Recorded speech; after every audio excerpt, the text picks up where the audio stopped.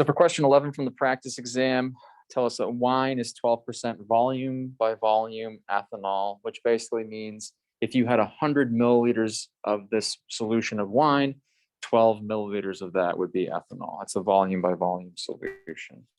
So first things first, they ask us for the Van Hoff factor. So ethanol, it's a molecular compound, right? Non-metal, non-metal, non-metal. So our Van Hoff factor is 1. It goes into solution as one thing.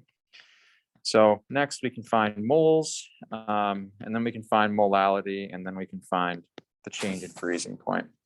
So for moles, right? Well, I have a 1,500 milliliter solution. And of that 1,500 milliliter solution, which is my wine, right? 12% of that is ethanol. So if I multiply that by 12%, I basically have 180 milliliters of ethanol. So, okay, 1,500 milliliters was the total solution, 1,800 milliliters was my ethanol. So that means of that bottle of wine, right, that 1,320 milliliters of that were water.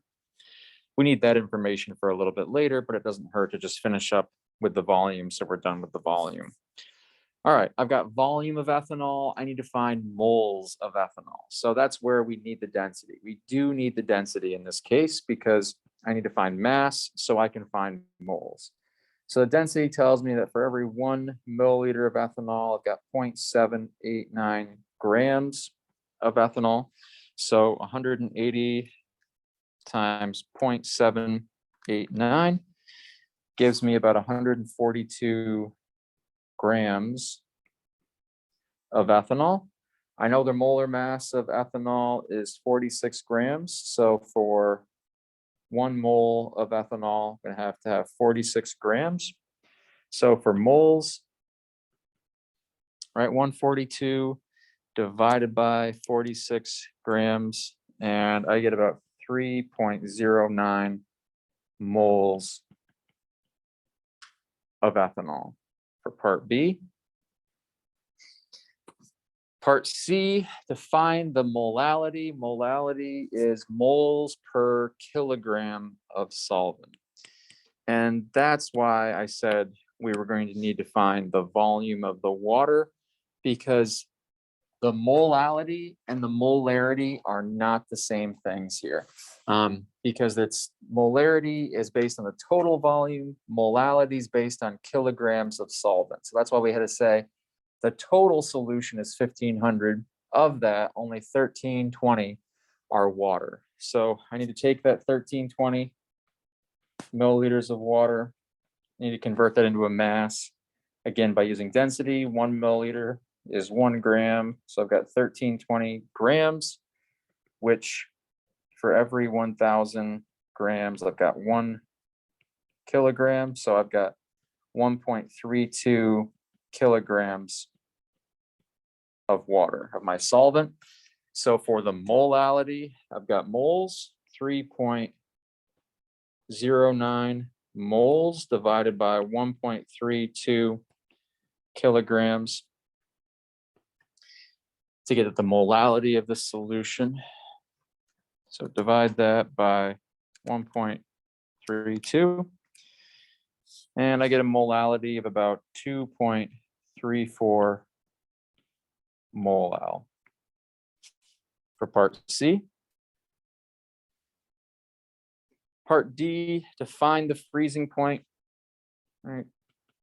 Our change in freezing point equals our negative Van Hoff factor, our freezing point constant times my molality. So my change in freezing point equals my Van Hoff factor is 1. My freezing point constant is 1.86 degrees Celsius per molal. And the molality of the solution is 2.34. So I multiply, molality cancels out. That's going to leave me with my change in freezing point. So times 1.86, and I get a negative 4.35 degrees Celsius. That's the change in freezing point. And my change in freezing point My normal freezing point is 0.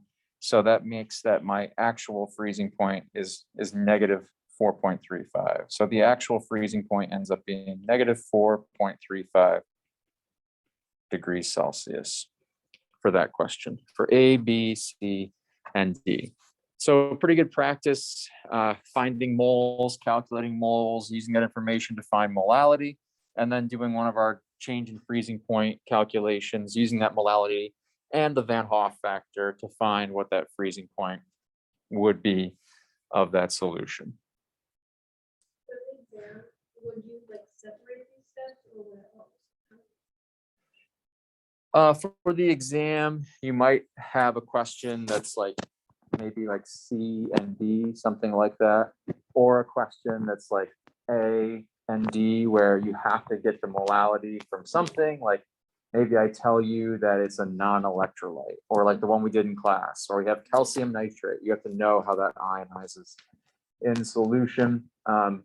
So I wouldn't give you an exam question where you have to do all 4 of those steps, but this is the practice exam. It's open notes, open book. Like I feel like it's okay to give a harder question on the practice exam, because if you can, work through those steps here in that situation, it'll make it a little bit easier on the exam when maybe you only have to do C and D or A and B to solve the problem.